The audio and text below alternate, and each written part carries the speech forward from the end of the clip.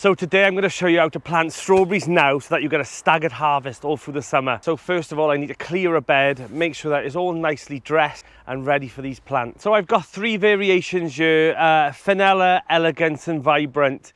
That will give me a staggered harvest all through the season because these are actually kind of like an early, mid and late cropping strawberry plants. And that's the idea. There's nothing worse than having all those strawberries at the same time and you just get fed up with them. Right, let's get this bed done.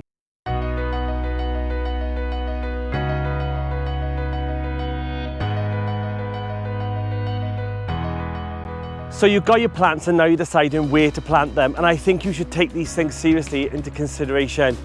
Is it slightly acidic? Is it well drained? Is it going to get enough sun?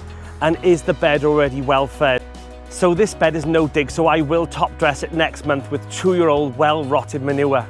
So what I suggest you doing is getting yourself a soil test kit like this and checking your soil. So strawberries like to be slightly acidic, but not too acidic. So if it is too acidic, add some lime and then bring it up to more of an alkaline. And if it is too alkaline, add a little bit of coffee grounds in and that should bring it acidic. And then check it again. And it should be between 5.4, 6.5 on the pH scale. And that should be around the perfect pH for your strawberries and they'll love it. So the next thing to consider is spacing. So spacing is really important for strawberries as well. You do not want to be trying to cram all those strawberries in. We've all done it where we think, oh, we got those extra spaces, you know, chuck a few in. Strawberries are really greedy plants. So what you need to do is you need to have them between 12 and 18 inches apart. I know that's a lot of space, but think of it this way. Less plants, more space, bigger harvests. And that's the way I'm looking at this year. So I will put them in. I bought the right amount of plants for my bed and that's what you should do as well is, you know, don't get excited and think I'll get more and more and more because they'll just impact on the yields later on in the season. So I'm going to plant the strawberries now and then what I'll do is I'll leave them. They will go dormant through the winter and then in early spring you'll see them coming back to life. And then I will give them a good feed. I'll give them a top dressing of well-rotted manure that is 2 years old. I will again check the pH of that and then obviously correct it if I need to. And then that should give it a good feed then up to the end of spring. If you do need to then, you can give it a bit of bloodfish and bone to try and tide over, but don't overfeed them either. So just be mindful of that and you should get amazing harvest. So the trick is to get those strawberries all the way through the summer is to buy an early, a mid and a late set of plants. So I've gone for Vibrant, which is an early, Elegance, which is a mid, and my favourite of all, Fenella. These ones, oh God, they give you these sweet, big, juicy red strawberries for a long period of time.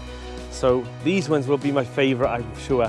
But what I'm going to do is I'm going to put the earlies at the back of the bed, mids ones in the middle, and then my favourite to the end of the bed. So I don't have to climb over later on in the seasons. Right, let's get them in.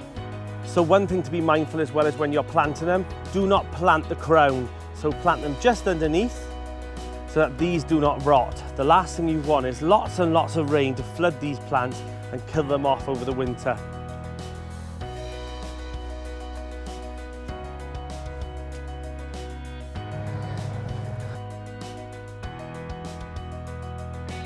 Now my last tip, and in my opinion the most important one, is if you want strawberries even earlier than the ones you've planted outside, hang some in little baskets inside your greenhouse, keep them watered all through the winter, and then in early January, February, give them a good feed, and you should get strawberries as early as April.